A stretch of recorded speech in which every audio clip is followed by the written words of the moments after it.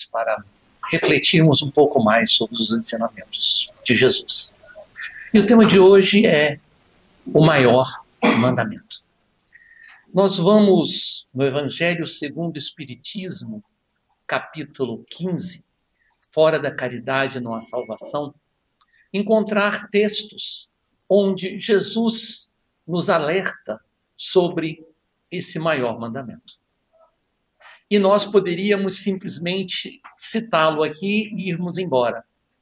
Porque Jesus fala que o maior mandamento é amar a Deus sobre todas as coisas e ao próximo como a si mesmo. Mas nesse capítulo, ele vai além. Ele mostra como devemos amar ao próximo. Como devemos amar a nós mesmos. E São Mateus, capítulo 25, versículos 21 a 46, ele nos traz uma parábola que nos ajuda a refletir sobre como eu posso amar o meu próximo. Ele diz o seguinte: ora, quando o Filho do Homem vier em sua majestade, acompanhado de todos os anjos, sentar-se-á no trono de sua glória. Reunidas diante dele, todas as nações separará umas das outras, como o pastor separa os bodes e as ovelhas, e colocará as ovelhas à sua direita e os bodes à sua esquerda.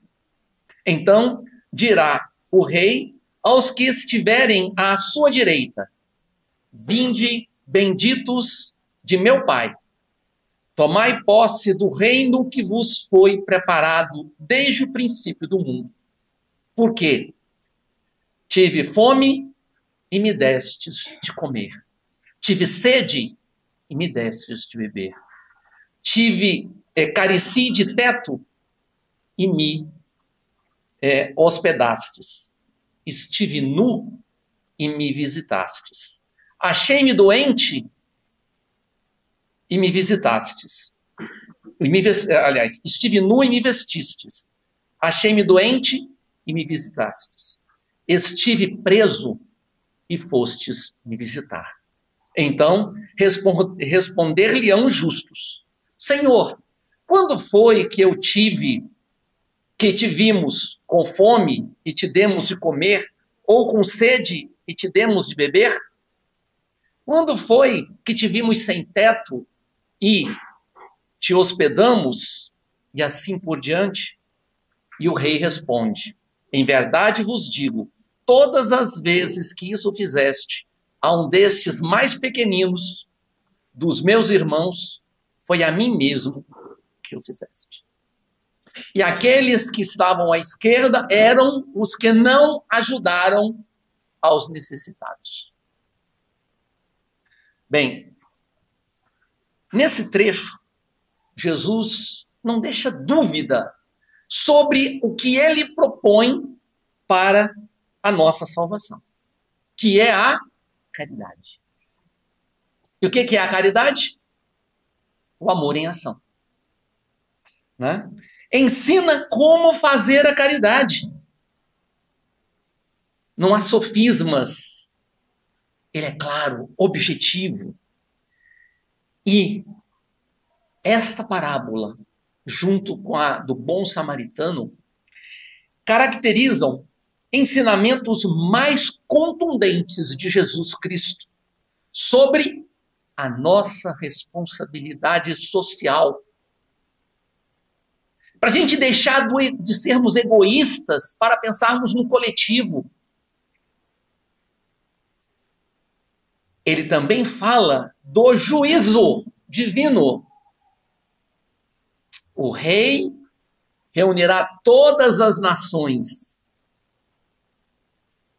e se cobrarão das nações, dos indivíduos, o quê?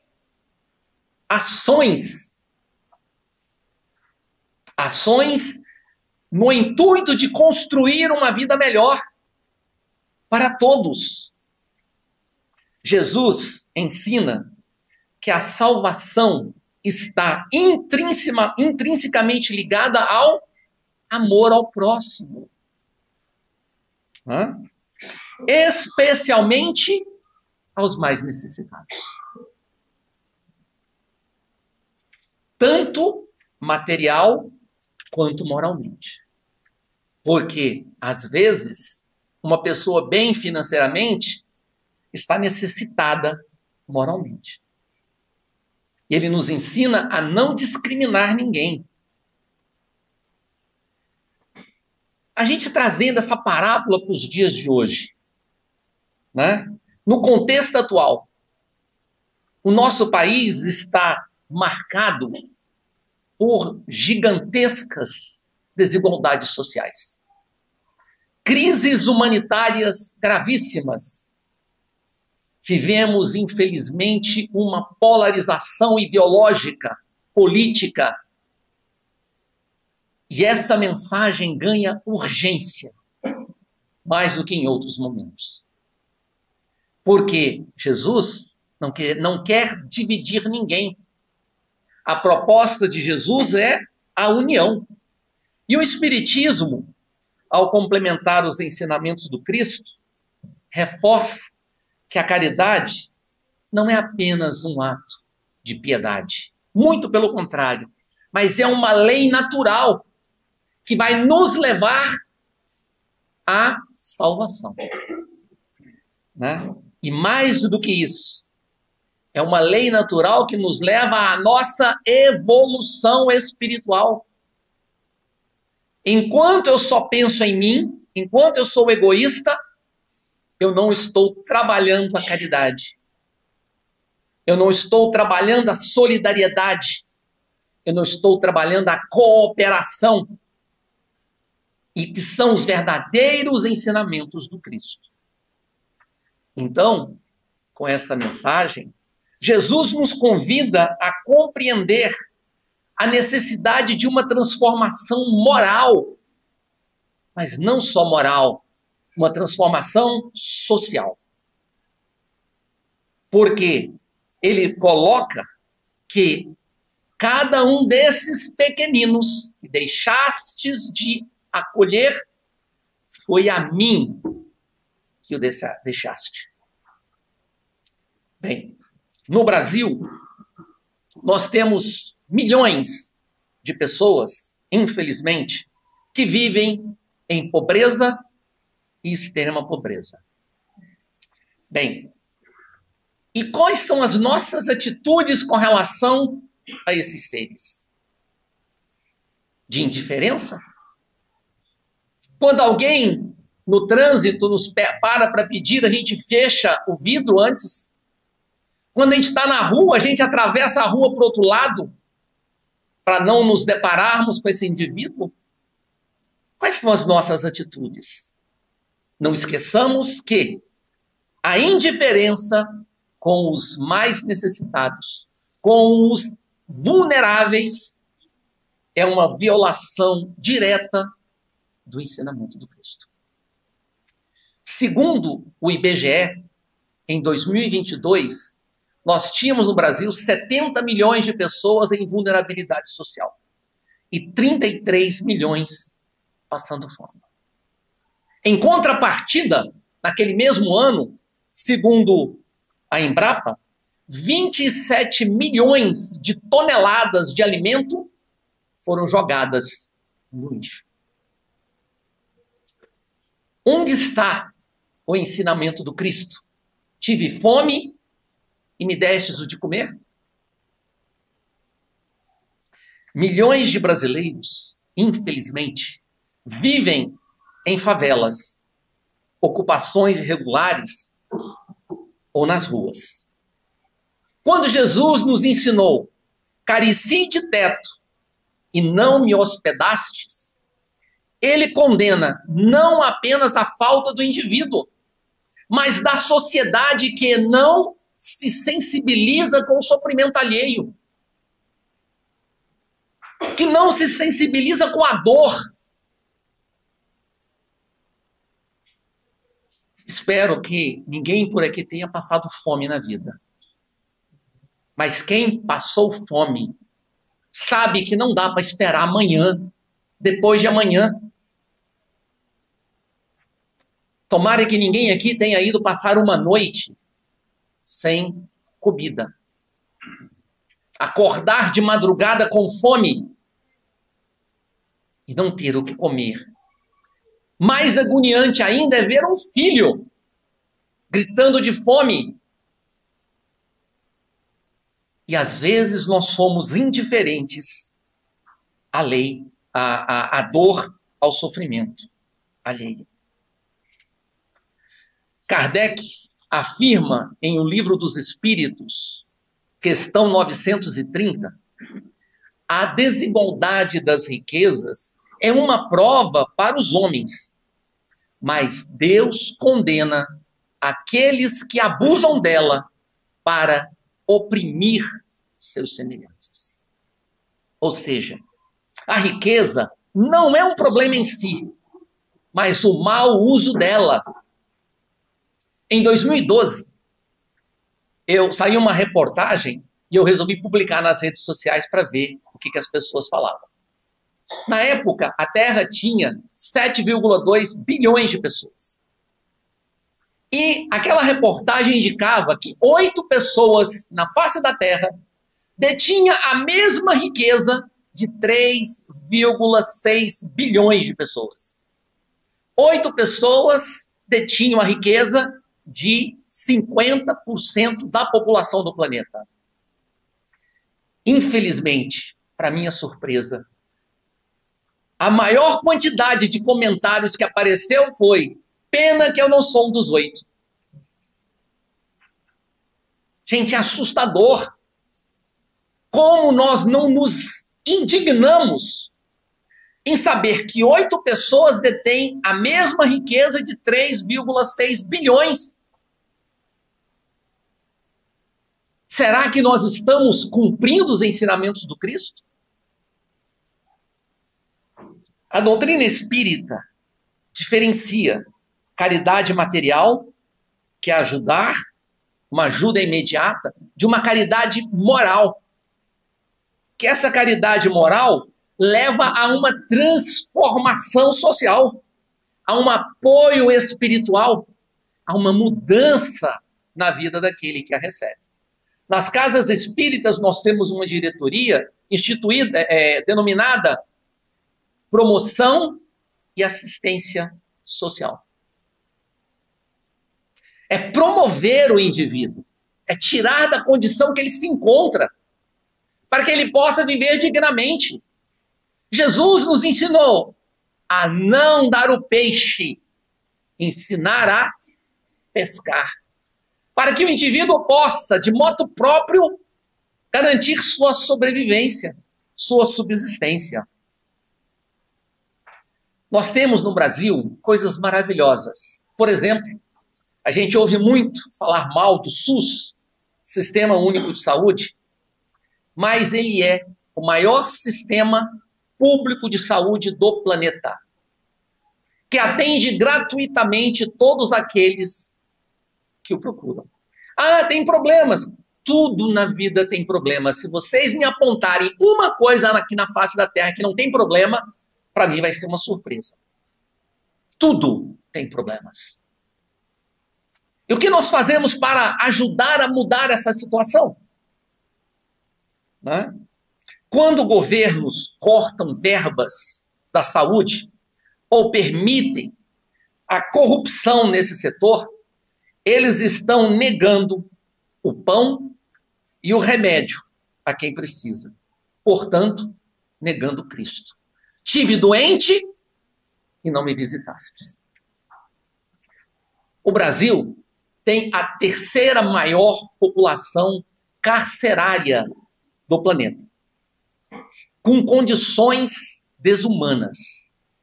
Quem já teve a oportunidade de fazer algum trabalho ou visitar presídios, vai ver a situação subhumana com que esses seres ali se encontram. E o que é pior, com elevadíssimas taxas de reincidência. Quando Jesus disse, estive preso e não me visitastes, onde nós estamos, que não nos indignamos diante dessa situação, que nada fazemos para transformar essa realidade triste do nosso país.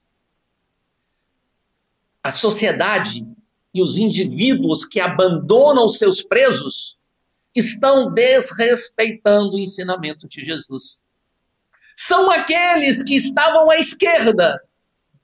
E o que Jesus falou? Vós que não cumpristes, vá para o fogo eterno do inferno.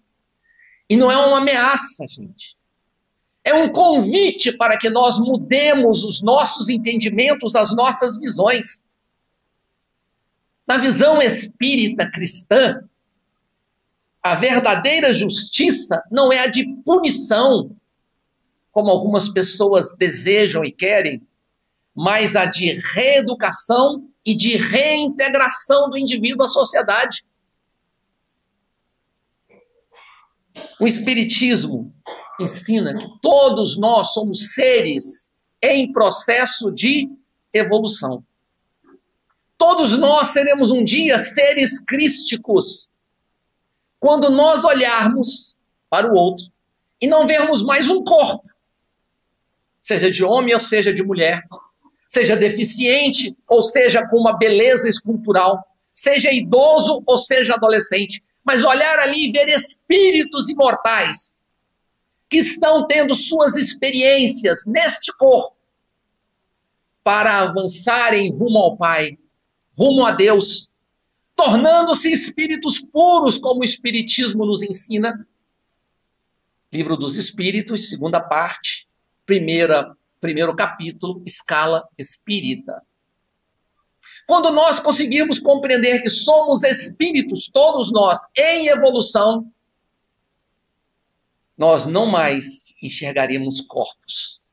Enxergaremos irmãos em compartilhamento de caminhada. Aí nós vamos perceber quanta diferença nós podemos ter nas relações com o próximo.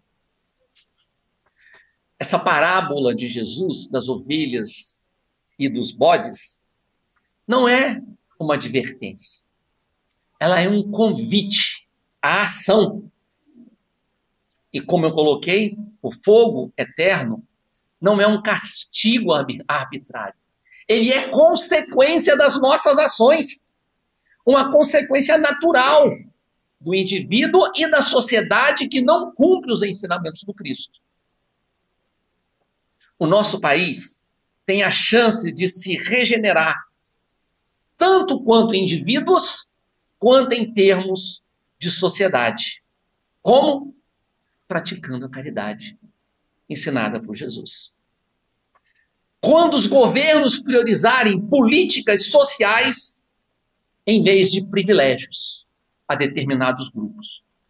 Quando a sociedade abandonar a indiferença para construir a justiça social.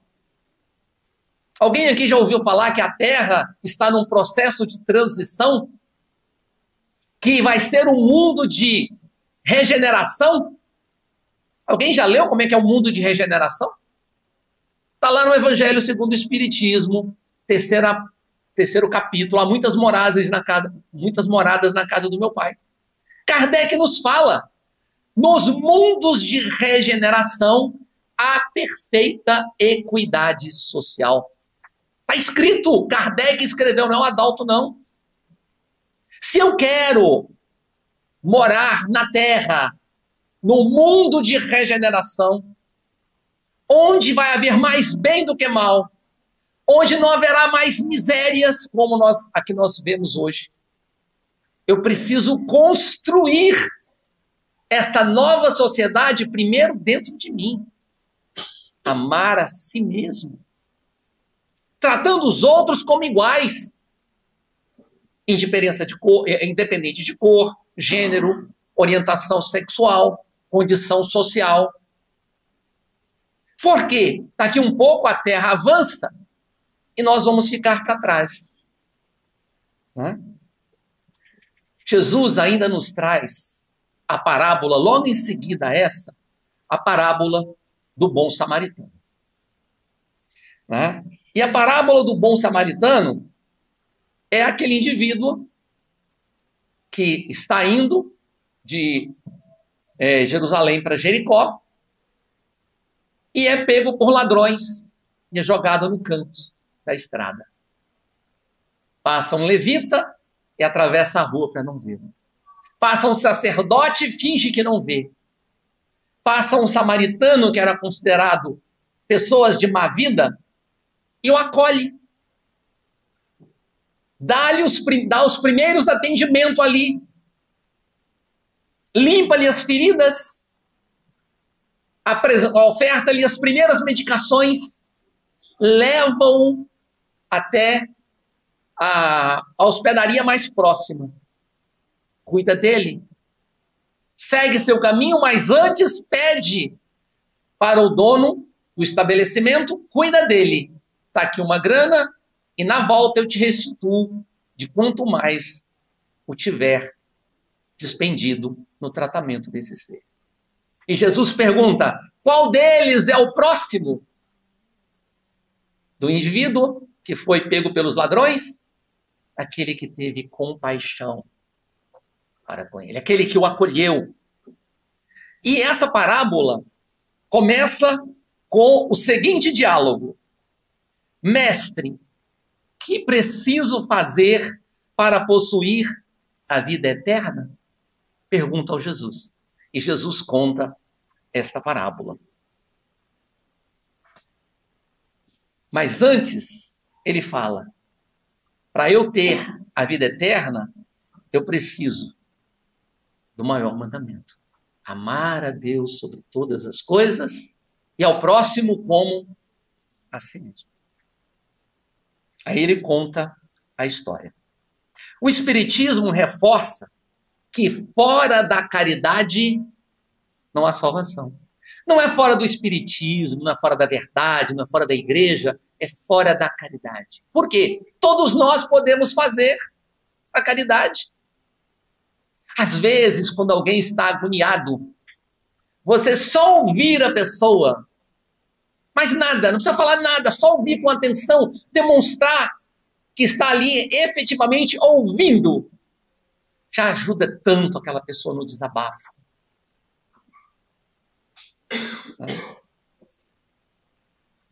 Quando Jesus fala fora da caridade não há salvação, quando o Espiritismo fala isso, ele está dizendo o quê? Não basta ter fé. Precisa de ação. Precisa de atitudes. Não basta ter conhecimento teórico. Precisa vivenciá-lo. Mas Jesus fala de ações concretas, objetivas. Muitos se dizem crentes, se dizem adeptos de Jesus, mas ignoram os pobres, ignoram os necessitados. Infelizmente, ainda há muita hipocrisia religiosa em todas as religiões. Né? A gente vê igrejas ricas, líderes religiosos ricos, extorquindo exatamente os pobres. Nessa parábola de Jesus, do bom samaritano, trazendo para a realidade de hoje do Brasil, quem são os feridos hoje? São as vítimas da violência. Quando eu falo vítimas da violência, não são somente aqueles que sofrem a violência. Por exemplo, nós temos mais de 40 mil homicídios por ano no Brasil. E como ficam as famílias dessas pessoas que foram assassinadas? Muitas delas são abandonadas pela sociedade, abandonadas pelo governo, pelo Estado. E mais uma vez, nós não cumprimos os ensinamentos de Jesus. Quem são os feridos? são os moradores de rua. Mais de 280 mil pessoas em situação de rua, segundo o IPEA, em 2022. E, muitas vezes, ignoramos esses moradores de rua. Um dia, parei no semáforo e, naquela época, esse um dia, já tem um tempo, hoje em dia eles iam falar para passar um Pix, mas naquela época eu estava sem nenhum centavo no bolso, e uma pessoa chegou para mim e falou assim: o senhor poderia me dar um dinheiro para eu comer alguma coisa? E eu falei: meu irmão, sinto muito, eu não tenho um centavo hoje. Se eu tivesse, eu te ofertaria. Mas hoje, infelizmente, eu não tenho. E aquele senhor virou para mim e falou: você já me deu mais do que qualquer um me deu hoje. Você me ouviu, você me deu atenção, você falou comigo. Até aquele momento, já era na parte da tarde, ninguém tinha olhado para aquele senhor. Ninguém tinha dirigido a palavra a ele. Ele pedia dinheiro, mas ele também pedia acolhimento, atenção. Quem são os feridos? São as vítimas dos preconceitos. Negros, indígenas, comunidade LGBTQIA+, imigrantes, marginalizados. Nós temos a terceira população carcerária, a terceira maior população carcerária do mundo, e mais de 70% dessa população é composta de negros. Há um racismo conjuntural, estrutural no nosso país. Ah, Adalto, e será que existe? Gente, eu me pego, ainda em determinados momentos, com atitudes racistas. Porque faz parte de uma sociedade. Outro dia eu estava comentando com uns amigos meus que na minha infância nós tínhamos um colega, que ele era pequenininho, tinha as pernas arqueadas, abertas no meio, e andava com os braços abertos. Era negro. O apelido do rapaz era Chita. Fazia parte da sociedade esse preconceito, essa discriminação tratada como normal. Como é que você dá um apelido de uma macaca para um rapaz? Isso tá. Se a gente olhar para as nossas atitudes, nós vamos perceber que nós ainda carregamos muitas atitudes racistas e preconceituosas. Tenhamos coragem de fazer isso. E temos muitos outros feridos pelo Brasil. Quem são os sacerdotes e levitas modernos?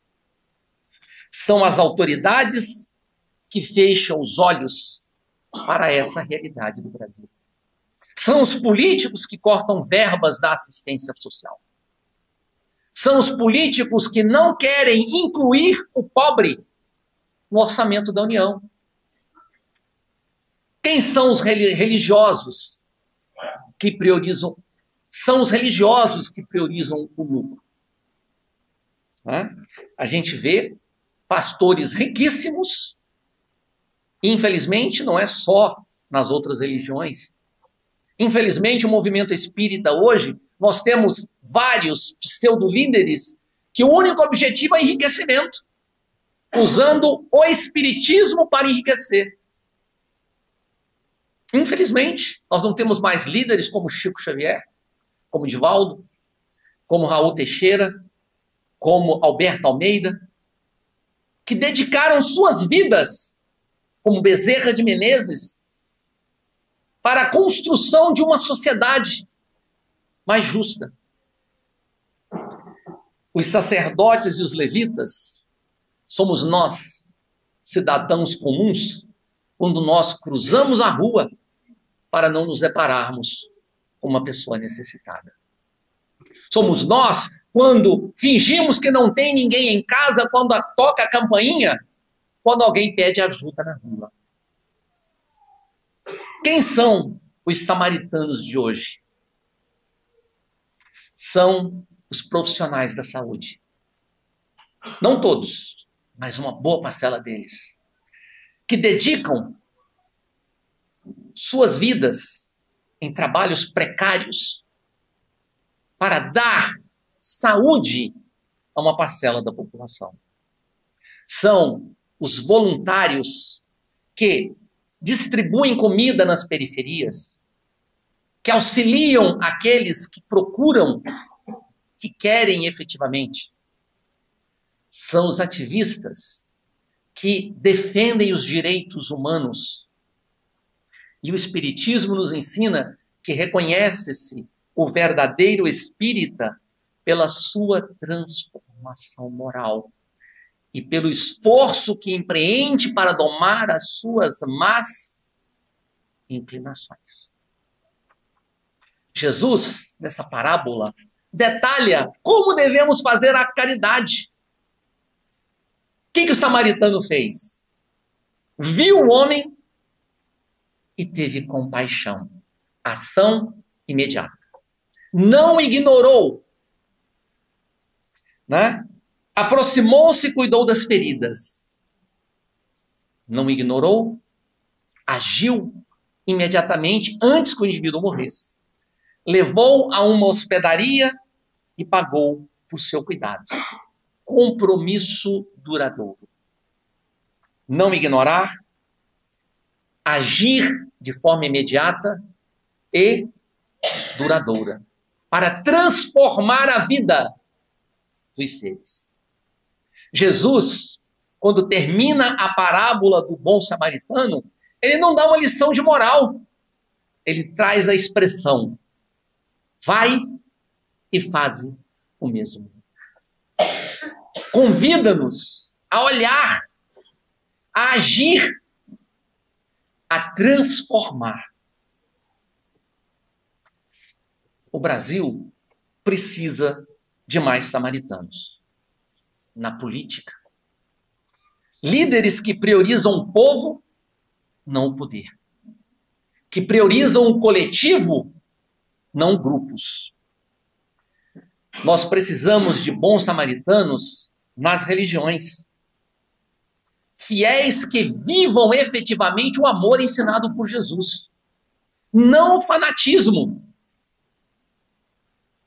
Eu gosto muito de uma historinha que aconteceu comigo aqui nesta casa, muitos anos atrás, quando eu estava no atendimento fraterno e uma senhora, né, procurou a casa e veio e acabou vindo falar comigo. A recebi com todo carinho, com todo amor, e perguntei como é que nós poderíamos ser úteis. Ela me contou o seu drama. E ela estava revoltada com Deus e revoltada com o pastor da igreja, porque eles não resolviam o problema dela. Já tinha orado, já tinha feito ofertas, já tinha pedido, já tinha feito de tudo. Aí, no desespero, na revolta, ela resolveu desafiar Deus. Se revoltou contra Deus e resolveu desafiá-lo. E resolveu procurar Satanás. Olha, a imagem de que o espiritismo era coisa de Satanás. Como eu estava falando com ela, eu me senti o próprio. Ué, e ela saiu decepcionada. Quando eu falei para ela, nós aqui podemos acolhê-la com amor e carinho.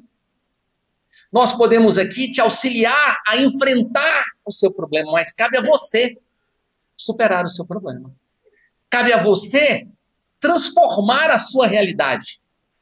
Nós podemos acolher, amparar, orientar, assistir, dar suporte emocional, mas nós não podemos caminhar com você.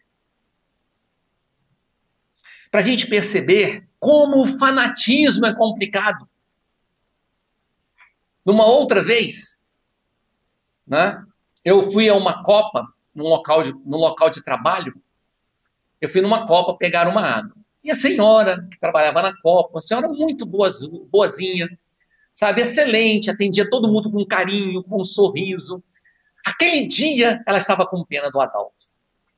Ela virou, seu Adalto, é uma pena. Eu falei, que é uma pena. O senhor, uma pessoa tão boa, e vai para o inferno. Eu falei, meu Deus, se eu sou uma pessoa boa, por que eu vou para o inferno? Ah, você mexe com essas coisas de espiritismo. Eu falei assim, se eu fosse uma pessoa má, e fosse da sua igreja, eu iria para o céu? Ela ficou calada. Foi, pois é, nós temos um problema. O meu Deus não é o seu Deus. O meu Deus é justo. Se eu sou uma pessoa boa, eu vou para o céu. Na concepção dela, obviamente que o espiritismo não existe céu como lugar externo. O céu do espírito é o nosso estado íntimo de alma. Né? Agora, se eu sou mau, eu não posso ir para o céu porque eu digo que eu professo uma religião.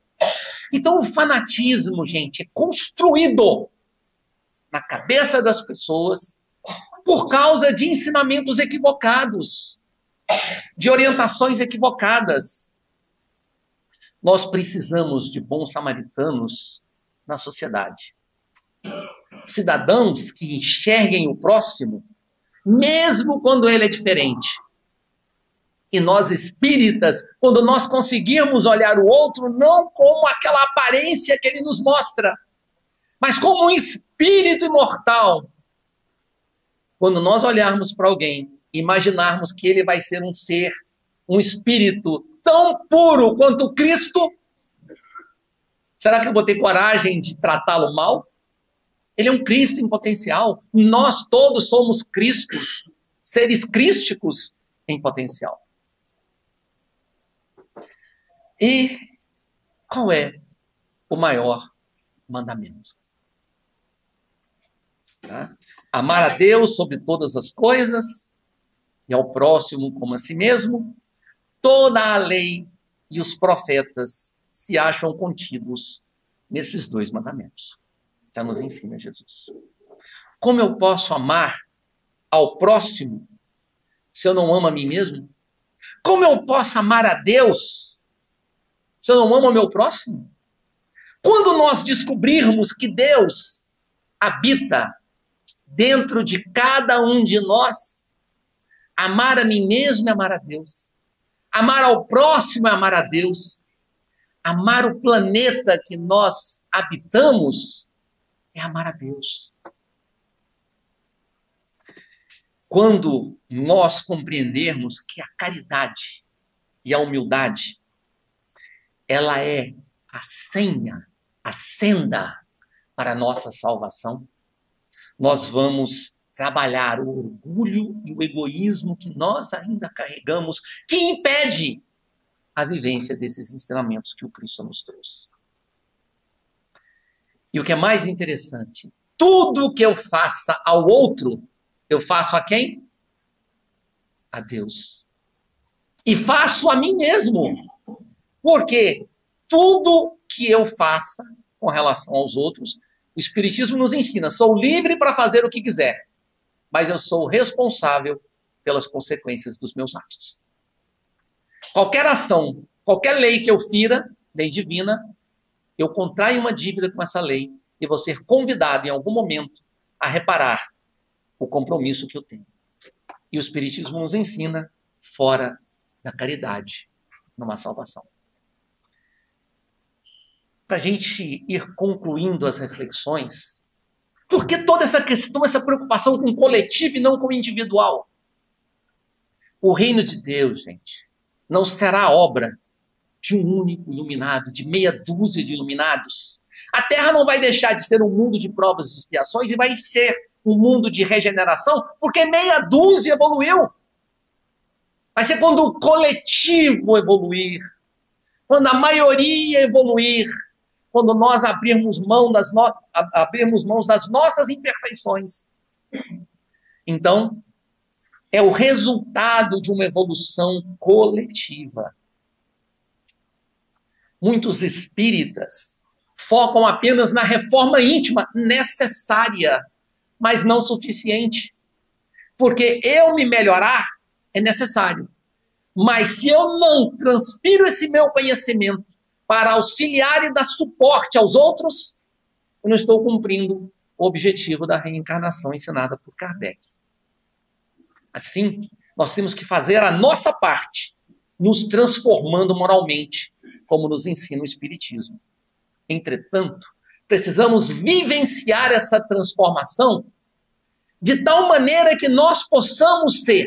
Eu não consigo mudar ninguém, mas as minhas atitudes podem ser os motivos para que outras pessoas desejam fazer a mesma coisa. Quando eu vivenciar esses exemplos como Jesus vivenciou, nós vamos poder tocar os corações daqueles que compartilham a caminhada com os outros. Quando nós conseguimos ser samaritanos, bons samaritanos, ensinados por Jesus, o reino de Deus, ele será marcado por fraternidade universal. Ódio não, mágoa não, discriminação não, preconceito não, racismo não, fraternidade. Quando nós superarmos as desigualdades, o reino de Deus vai se instalar na terra quando nós tivermos governos justos, sem corrupção ou opressão. Como o de nosso lar, quem tiver a oportunidade de ver nosso lar, é um governo rigoroso, mas não é de opressão, é de consequências. O reino dos céus será instalado na terra quando nós unirmos a ciência e a espiritualidade. Quando nós unirmos o progresso material e o progresso moral. O reino de Deus ocorrerá na terra quando compreendermos a palavra de Paulo de Tarso. Já não sou eu mais quem vive, é o Cristo que vive em mim. O reino dos céus, o reino de Deus, anunciado pelos Espíritos, está lá no Evangelho segundo o Espiritismo, Livro dos Espíritos, não é uma utopia, mas é um estágio do nosso processo evolutivo. Todos nós seremos um dia espíritos puros. Como nos ensinou Jesus, o último iota da lei se cumprirá. Cabe a nós, espíritas e cristãos, acelerar esse processo, vivenciando e divulgando os ensinamentos de Jesus. Divulgando pelo exemplo. Amor, caridade e união. O reino de Deus será instalado na terra quando o amor sobrepor o ódio. Quando a fraternidade sobrepor ao egoísmo. Quando a humildade sobrepor o orgulho. Amar a Deus sobre todas as coisas e ao próximo como a nós mesmos. O maior mandamento ensinado por Jesus. Que os ensinamentos dele possam tocar nossos corações, abrir as nossas mentes para que possamos transformar a nossa intimidade, buscando transformar, pelo exemplo, as pessoas que compartilham a caminhada conosco. Que Jesus nos proteja e nos ampare hoje e sempre.